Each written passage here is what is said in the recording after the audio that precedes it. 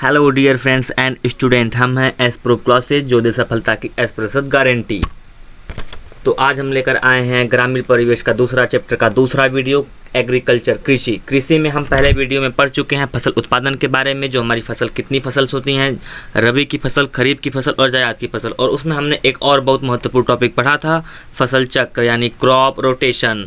तो दोस्तों, जैसा कि मैंने पिछले वीडियो में आपसे कहा कि हम अगले वीडियो में जो टॉपिक्स स्टडी करने वाले हैं वो बस थ्योरेटिकल ही नहीं बल्कि वो न्यूमेरिकल होने वाले हैं, और ऐसा आपको पूरे यूट्यूब पे कहीं नहीं मिलने वाला, क्योंकि हम आपको देने वाले हैं पूरी नॉलेज, जो पूरी ग्रामीण परिवेश की क्लास। तो हमने पिछले वीडियो में डिस्कशन किया था कि रबी की फसल क्या होती है, खरीफ की फसल क्या होती है, जायद की फसल क्या होती है, और फादर ऑफ एग्रोनॉमी। ये काफ़ी अहम क्वेश्चन है जो कि पिछले बार के यूपी नेपाल 2015 के एग्जाम में ये क्वेश्चन आ चुका है। तो मैं आपको बता दूं एक बार फिर से, पीटर डेकेसन जी ये एग्रीकल्चर के फादर ऑफ एग्रोनॉमी कहे जाते हैं। ये शस्य विज्ञान के जनक कहे जाते हैं। तो जैसा कि हमने पिछले वीडियो में डिस्कशन किया था कि फसल चक्र क्या होता है, एक समय पर जो भी फसल बोई जाए और उसी जगह पे अगली बार उसी समय पे दूसरी फसल बोई जाए, इसे फसल चक्र कहते हैं, जिससे हमारे खेत की उर्वरा शक्ति बनी रहती है। तो दोस्तों, आज के वीडियो में हम अपने टॉपिक पे आते हैं बिना कोई समय जाया किए हुए। आज का हमारा टॉपिक है, पहला टॉपिक फसल चक्र सघनता। तो दोस्तों, जैसा कि हम आपको बताए थे कि आज की जो टॉपिक होने वाली है वो केवल थ्योरेटिकल नहीं बल्कि ये न्यूमेरिकल होने वाले हैं। जैसा कि हम आपसे कह चुके हैं कि आपको पूरे यूट्यूब पे कोई भी एग्रीकल्चर में न्यूमेरिकल नहीं पढ़ाने वाला है, तो हम लाए हैं आपके लिए ऐसे क्वेश्चंस को छांट कर वीडियो जो आपके एग्ज़ाम से काफ़ी महत्वपूर्ण होने वाले हैं। और हमारे वीडियो में आपको बस वही टॉपिक पढ़ने को मिलेगी जो एग्ज़ाम के दृष्टिकोण से काफ़ी अच्छे होते हैं। तो ये पहला टॉपिक आज के वीडियो का है, फसल चक्र सघनता, क्रॉप रोटेशन इंटेंसिटी। तो किसी निश्चित समय में उगाई गई कुल फसलों का अनुपात फसल चक्र सघनता कहलाता है। कहने का मतलब कि यदि एक वर्ष में हम किसी एक क्षेत्र यानी एक खेत में जो फसल उगाते हैं, मान लीजिए हम जुलाई के महीने में धान की खेती करते हैं, उसको हम अक्टूबर नवंबर के महीने में काट लेते हैं, उसके तुरंत बाद हम वहाँ पे गेहूं की बुआई करते हैं, और गेहूं के कटने के तुरंत बाद हम वहाँ पे मूंग की खेती करते हैं। तो ये हमारे देश में आमतौर पे ये पूर्वी इंडिया और उत्तरी इंडिया में ये खेती ज़्यादातर की जाती है, दृष्टिकोण में रख के चल रहे हैं। तो धान गेहूं मूंग एक सही ऑप्शन होगा, क्योंकि हमारे देश में हमारे राज्य में इसकी खेती बहुत ज़्यादा की जाती है। तो एक वर्ष में हमने 3 फसल बोए, धान गेहूं मूंग। तो दोस्तों, जैसा कि हमने आपको बताया कि फसल चक्र सघनता का जो फार्मूला होता है वो एक वर्ष में की गई कुल फसलों की संख्या अपान समय इंटू 100 से इसमें गुणा कर देता है, क्योंकि हम इसे प्रतिशत में निकालते हैं। तो प्रतिशत के लिए 100% से गुणा कर दिया जाता है। तो फसल चक्र की सघनता का जो फार्मूला है वो एक वर्ष में कुल फसलों की संख्या बटे लगा समय। यदि एक वर्ष का हम निकाल रहे हैं तो एक वर्ष वहाँ पे लिखेंगे, हम एक वर्ष से ज़्यादा का निकाल रहे हैं तो वहाँ पे जितना टाइम हमारा हो, 2 वर्ष 5 वर्ष, उतने से हम वहाँ पे डिवाइड करते हैं, इंटू उसमें 100 से गुणा कर देते हैं। यदि हम एक वर्ष की बात करें तो हम एक वर्ष में धान गेहूं और मूंग की खेती कर रहे हैं, तो हमारे एक वर्ष में टोटल 3 फसल हो गई, और एक वर्ष का समय दिया हुआ है तो समय से एक हम डिवाइड कर देते हैं यहाँ पे। तो यहाँ पे 100 से मल्टीप्लाई करने पर हमारा टोटल जो फसल चक्र सघनता आया है वो 300 है। तो दोस्तों, जैसा कि हम आपको बता चुके हैं, ये है फसल चक्र सघनता, आज की वीडियो का पहला टॉपिक। यदि आपको हमारा वीडियो अच्छा लगे तो आप हमारे वीडियो को प्लीज़ लाइक करिए, सब्सक्राइब करिए एंड इसे ज़्यादा से ज़्यादा शेयर करिए। तो आज के इस वीडियो का दूसरा टॉपिक है एकल कृषि यानी मोनोकल्चर। किसी निश्चित समय में एक ही स्थान पे एक ही फसल उगाई जाए। दोस्तों, यदि हमारा कोई एक ऐसा खेत है जिस पे हम एक ही क्षेत्र में लगातार बार बार एक ही फसल उगा रहे हों तो उसे मोनोकल्चर यानी एकल कृषि कहते हैं। यह प्रायः हमारे देश में यदि देखा जाए तो पश्चिम बंगाल में मिलता है, क्योंकि पश्चिम बंगाल में लगभग 2 बार धान की खेती कर ली जाती है, और हमारे हैं पश्चिमी इंडिया में या दक्षिणी इंडिया में तो ऐसा बहुत कम देखा जाता है। और जितना हम पूर्वी इंडिया में जाएं, आसाम, त्रिपुरा और की बात करें तो हमारे वहाँ पे चाय की जो भी खेती होती है वहाँ पे भी एकल कृषि, चाय की खेती प्रमुख मानी जाती है, एकल कृषि के अंतर्गत आती है चाय की खेती। क्योंकि चाय की खेती जो होती है वो एक ही स्थान पे लगातार, या हम ये कहें कि जिस खेती ये जो किसान चाहे जितने समय तक चाहे वहाँ पे चाय की खेती करता रह सकता है। ये एकल कृषि का सबसे बड़ा उदाहरण, सबसे अच्छा उदाहरण चाय की खेती हो सकता है आपको समझने के लिए। एग्जाम्पल लेकर बात करें तो यदि हम एक वर्ष में 3 बार धान बो रहे हैं, धान हम इसलिए लिए हैं क्योंकि ये हमारे समझ में आ जाता है, हम धान की खेती से काफ़ी अच्छी तरीके से अवगत हैं। तो हम टाइम लेते हैं 1 वर्ष 1 ईयर, टाइम पीरियड हमारा 1 वर्ष है यहाँ पे। तो यदि हम सघनता ज्ञात करें एकल कृषि की तो हम एक साफ शब्द मोटे शब्द में समझ सकते हैं बात को कि एकल कृषि की जो सघनता होती है वो हमेशा 100% से ज़्यादा होती है।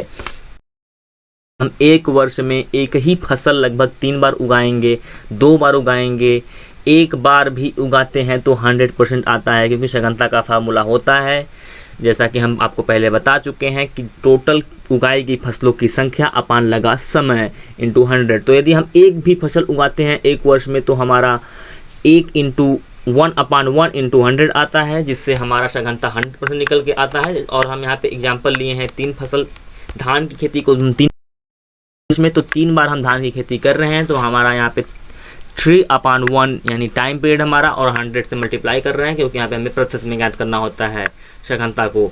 तो हमारा जो कट के आया ये आंसर 300 आया है।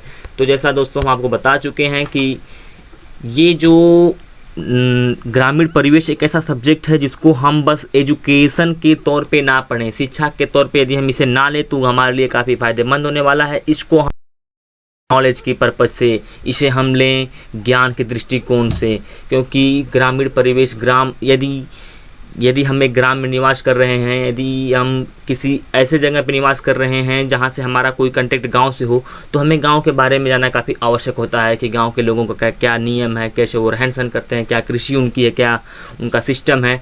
तो हमें इस ग्रामीण परिवेश यानी जो हमारा सिलेबस है ग्रामीण परिवेश का, इसको हम के तौर पे ले तो हमारे लिए काफ़ी फायदेमंद होने वाला है, क्योंकि यह जिस क्षेत्र में हमें नॉलेज रहता है वहाँ पे हम एक अच्छे प्रवक्ता बन सकते हैं, एक अच्छे वक्ता बन सकते हैं। समय रहने पर हम अपना किसी से भी लोहा मना सकते हैं। दोस्तों हम बिना समय गवाए आते हैं अपने अगले टॉपिक पे। तो हमारा अगला टॉपिक है एकल सस्यन। एकल सस्यन यानी मोनोक्रॉपिंग। किसी एक निश्चित भूमि पर जब एक ही फसल 1 वर्ष तक रहती है, किसी निश्चित एरिया, मान लीजिए हमारा एक खेत है और उसमें हम कोई फसल ऐसी उगा रहे हैं जो 1 वर्ष तक रहती हो, तो उसे हम एकल सस्यन कहते हैं। इसका हम यदि एक मोटे तौर पे उदाहरण लें तो सबसे प्रमुख में आता है अरहर की खेती, और इसके बाद आता है गन्ने की खेती। गन्ने की खेती तो कई जगहों पे कई किसान अपने फ़ायदे के लिए 2 वर्ष तक ले जाते हैं। 1 वर्ष ये मिनिमम इसका टाइम होता है 1 वर्ष। 1 वर्ष से कम में गन्ना हमारा तैयार नहीं हो पाता है। अरहर की खेती यदि हम जुलाई अगस्त के महीने में बो रहे हैं अरहर को, तो लगभग हम जून के लास्ट तक जाके हम अरहर की कटाई करते हैं। और यदि हम गन्ने की बात करें तो ये लगभग इसका जो होता है वो 1 वर्ष से ज़्यादा होता है। 15-16 महीने तक गन्ने की खेती की जाती है। तो मोनोक्रॉपिंग यही है कि किसी निश्चित क्षेत्रफल पे, किसी निश्चित एरिया में हम एक ही फसल 1 वर्ष या उससे ज़्यादा कर रहे हैं, 1 वर्ष से या उससे ज़्यादा समय उसको उगाने में लग रहा है, तो ये एकल सस्यन के अंतर्गत आता है। इसका सबसे मोटा उदाहरण, सबसे अच्छा उदाहरण गन्ना और अरहर है, जो हमें आमतौर पर देखने को मिल जाता है। ये हमारे यूपी में गन्ने की काफ़ी अच्छी खेती होती है, और पूरे इंडिया में यदि हम बात करें तो इंडिया में सबसे अधिक गन्ने के उत्पादन हमारे यूपी में होता है। इससे पहले महाराष्ट्र में हुआ करता था। यदि हम बात करें चीनी मिलों की तो महाराष्ट्र में सबसे अधिक चीनी मिलें हैं, लेकिन उसके बाद दूसरे नंबर पर चीनी मिलों की संख्या में हमारा यूपी ही आता है। और यदि हम बात करें चीनी प्रोडक्शन के मामले में तो हम एमपी को पिछाड़ के 2018 में ही महाराष्ट्र को पिछाड़ के हम 2018 में ही ऊपर आए हैं। तो हमारा उत्तर प्रदेश गन्ने उत्पादन और चीनी उत्पादन दोनों में आगे है, लेकिन याद रखिएगा चीनी मिलें यूपी में कम हैं महाराष्ट्र की अपेक्षा। तो आज के हमारे एग्रीकल्चर का जो सबसे लास्ट टॉपिक है फसल सघनता। दोस्तों हम आपको बता दें कि आज जो हमने सेशन लिया है, आज फसल चक्र सघनता, एकल कृषि, एकल सस्यन, और हमारा जो अंतिम टॉपिक होने जा रहा है फसल सघनता। ये आपको काफ़ी कम जगहों पे पढ़ने को मिलता है। जो यदि आप एक अच्छे स्टैंडर्ड लेवल के एग्जाम की तैयारी कर रहे हैं तो आपको वहाँ पे ये पढ़ने को मिलेगा। और नॉर्मल बुक में, किसी भी ऐसी बुक में हमने इसका एनालाइज किया, हमने इसका सर्च किया, तो छोटी मोटी बुकों में आपको ये टॉपिक पढ़ने को बिल्कुल नहीं मिलने वाले हैं। यदि आप एक अच्छे लेवल की एग्जाम की तैयारी कर रहे हैं, प्रिपरेशन कर रहे हैं, तो आपको यहाँ पे पढ़ने को मिलता है। तो दोस्तों, हम बिना समय गवाए आज के अंतिम टॉपिक पे आते हैं, फसल सघनता, क्रॉपिंग इंटेंसिटी। क्रॉपिंग इंटेंसिटी की यदि बात करें तो किसी निश्चित भूमि पे जब एक से ज़्यादा फसल उगाई जाती हो एक वर्ष में, किसी निश्चित भूमि में किसी निश्चित भूमि पर एक वर्ष में हम जब कोई फसल एक से ज़्यादा बार उगाते हैं तो हम उसे फसल सघनता कहते हैं। यदि हम फार्मूला की बात करें तो कुल बोया गया क्षेत्र और बटा में कुल क्षेत्र इंटू 100। एग्जाम्पल ले लेते हैं, यदि हमारे पास कोई एक एरिया है जो 5 हेक्टेयर या 5 बीघा का है, मान लेते हैं 5, आमतौर पर जो एक गांव की भाषा है, हेक्टेयर एक बड़े पैमाने की पैमाइश होती है, जो कि बीघा उससे छोटा पैमाना है। तो हम यदि एक मात्रक ले लेते, एक एग्जांपल ले लेते हैं 5 बीघे का, तो मान लीजिए हमारे पास 5 बीघे का एक खेत है और उसमें हमने जुलाई अगस्त के महीने में धान की खेती कर दी, और उसके बाद हम जब अक्टूबर नवंबर में उसे काटते हैं तो उसके बाद दिसंबर जनवरी में हम उस पर गेहूँ की खेती करते हैं। तो हम ये पाते हैं कि हम एक निश्चित क्षेत्र यानी 5 बीघे में ही हमने खेती की, और यदि हम टोटल एरिया निकालें तो 5 बीघा धान और 5 बीघा गेहूं, तो हमारे पास जो टोटल एरिया निकल के आता है वो 10 बीघा हो जाता है, क्योंकि हमारे पास 5 बीघे धान की है और 5 बीघे गेहूं के हैं। तो टोटल जो हमारा एरिया निकल के आया है वो आया है 10 बीघा। और यदि हम बात करें तो हमारे जो एक्चुअल जो एरिया है वो है मात्र 5 बीघे।